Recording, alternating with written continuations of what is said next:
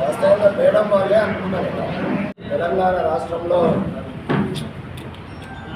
ఈ మధ్యన నియోజకవర్గం జనగాం జిల్లాలో ఒక నెల నుండి ప్రతిరోజు కొంతమంది పనికిరాని విధవలు, పని పాట లేని విధవలు, కుల అహంకారం, డబ్బు అహంకారంతో విర్రవీగుతున్న విధవలు గత ప్రభుత్వంలో విపరీతమైన అవినీతి చేసి విపరీతమైన డబ్బులు సంపాదించుకొని విపరీతమైన దోపిడీ చేసి అక్రమంగా పదవులు సంపాదించుకున్న వాళ్ళు సక్రమంగా 30 సంవత్సరాలుగా ప్రజాసేవలో ఉన్న కడియం శ్రీహరి గారిని, కడియం శ్రీహరి గారి డాక్టర్ కడియం కావ్య కూతురును, వారి అల్లులను టార్గెట్ చేస్తూ విపరీతంగా మాట్లాడతాను. కడియం శ్రీహరి గారు ఒక 2-3 సార్లు వారు చెప్పిన మాటలే మళ్ళొకసారి మీ ద్వారా ప్రజలకు తెలియజేయాలనే ఉద్దేశంతో గుర్తు చేస్తున్నాను. కడియం శ్రీహరి పార్టీ మారాడు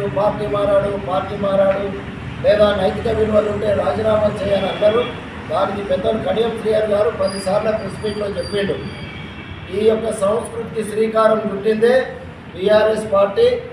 మీరే విపరీతమైందని ఎమ్మెల్యేలను ప్రోత్సహించి టీఆర్ఎస్ పార్టీలో చేర్చుకొని టీఆర్ఎస్ పార్టీకి కాంగ్రెస్ నుండి టీడీపీ నుండి వచ్చిన వాళ్లకు రాజీనామా చేయకుండా మంత్రి పదవులు ఇచ్చి ప్రోత్సహించింది కూడా మీరే. అప్పుడు లేని నైతిక విలువలు ఇప్పుడు ఎందుకుంటాయి?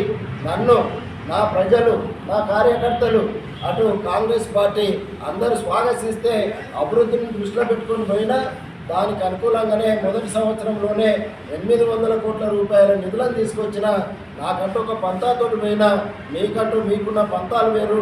మీకు ఎంతసేపు డబ్బు సంపాదించడం, ఇంకేదైనా ఆరోపణలు చేయడం, కబ్జాలు చేయడం, ఇట్లాంటి వాటితో మీరు బతుకుతారు, నాకు అవసరం లేదని ఎన్నోసార్లు చెప్పడమే కాకుండా ఒకవేళ మీరు కనుక దేవనూరు గుంటలపై కబ్జా చేసిందని కానీ తన జీవితంలో ఎక్కడైనా అవినీతికి పాల్పడ్డాడని కానీ మీరు రుజువు చేస్తే నువ్వు పల్లా రాజేశ్వరరెడ్డి గారు, మీరు మీ పక్క కూర్చుండబడే కొంతమంది విధవలతోటి ప్రతిరోజు ప్రెస్ మీట్ పెడతారు. మీ విధవలందరూ కలిసి ఎక్కడన్నా మీరు ప్రూఫ్ చేస్తే నేను మీ ఇంట్లో గులాంగిరి చేస్తానని కూడా పత్రికాముఖంగా తెలియజేయడం జరిగింది. అయినా సిగ్గుశరం లేని మీరు, రుజువులు చేయలేని మీరు, ఆ ఆరోపణలకు మరి నిలబడి రండి ఫలానా రోజు డేట్ పెట్టి మేము చేస్తామని ప్రజల ముందు చెప్పలేని మీరు మళ్ళీ ఇంకో ప్రదేశానికి పోయి ఒక పత్రికా సమావేశం పెడతారు. ఏమని? మీకు అమెరికాలో ఇళ్ళున్నాయి, హైదరాబాద్లో ఇళ్ళున్నాయి, అక్కడ ఆస్తులున్నాయి, ఇక్కడ ఆస్తులున్నాయని. ఇక్కడ ఒక పక్క 2000 ఎకరాల వాళ్ళకి ఏం పని లేక, వాళ్ళ ఊళ్ళో పోదామంటే వాళ్ళు మందలియక, ఎవరు నిలవక, వాళ్ళకు విపరీతమైన దాంతో ఈర్షతోని ఒక అక్కసుతోని వాళ్ళ మీద, కడియం గారి మీద విపరీతమైన ఆరోపణలు చేయడం జరుగుతుంది. ఇంతకుముందు కూడా నిన్న రోజు కూడా పల్లా రాజేశ్వరరెడ్డి గారు మాట్లాడుతూ వారి కాన్స్టిట్యూన్స్ ఇచ్చిపెట్టి గన్పూర్ కాన్స్టిట్యూన్స్లో ఏం కూడా నాకు అర్థం కాలేదు. మరి ఈ రాజయ్య గారికి కూడా నాకు అర్థం కాదు. ఒకసారి 4 సార్లు ఎమ్మెల్యే గెలిచిన అంటాడు, ఒకసారి ఉప ముఖ్యమంత్రి గెలిచిన అంటాడు. మరి ఆయన వేసుకొని ఇన్ఛార్జిగా ఇక్కడ తిప్పడం ఏంటో నాకు అర్థం కాలేదు. ఈయనే బయటికి ఇన్ఛార్జ్ ఇవ్వాల్సిన అవసరం వాస్తవం కాబట్టి ఉప ముఖ్యమంత్రి కాబట్టి పల్లా రాజేశ్వర గారు ఒకసారి ఎమ్మెల్సీ అయినాడు, ఇంకోసారి ఎమ్మెల్యేగా గెలిచినాడు. కేవలం మంత్రి పదవి కూడా ఆయన చేయలేదు. ఆయన వచ్చి ఈయన మీద పెద్దలు చేస్తాడు కానీ ఈయన ఒకసారి ఎంపీ, ఒకసారి ఉప ముఖ్యమంత్రి చేసిన 4 సార్లు ఎమ్మెల్యే గెలిచి ఆయనకంటే ఈయన ఎక్స్పీరియన్స్ పర్సన్ వాస్తవం చెప్పాలంటే. ఆయన మీద ఈయన పోవాలి ఒక కాన్స్టిట్యున్సీ పెద్దగా.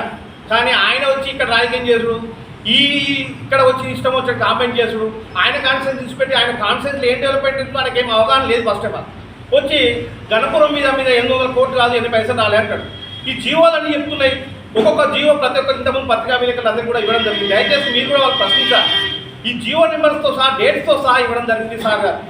ఏ రోజు ఏ జీవో నెంబర్తో మనకు నిధులు విడుదలైనవి, ఎక్కడెక్కడ టెండర్లు అయినాయి, ఏ టెండర్లు కాలేదు, ఇంకా ఎవి బ్యాక్ ఉంది అనేది ప్రతి ఒక్క ఇష్యూ కూడా ఆల్రెడీ ప్రెస్ రిలీజ్ చేయడం అయింది. అయినా కూడా వాళ్ళు అవాకులు జవాబులు వేయడం ఇది మంచి పద్ధతి కాదు. మీరు చేయాలనుకుంటే మీ కాన్స్టిట్యున్సీకి కనుక్కుంటూ పోటీ పట్టుకోండి, డెవలప్మెంట్ పోటీ పడండి. కానీ ఈ అవాకులు జవాబులు వేడి ఇష్టం వచ్చినట్టు ధనాంకారంతో, కులబలంతో చెల్లుస్తా అంటే ఇది కరెక్ట్ కాదు.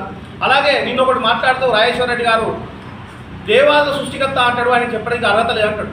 అసలు నీకు ఎక్కడ అవగాహన ఉందో నాకు అర్థమైతే దేవాలయం కొసెక్కడుందో మొనెక్కడుందో తెలియదు నీకు ఫస్ట్ ఆఫ్ ఆల్ దేవ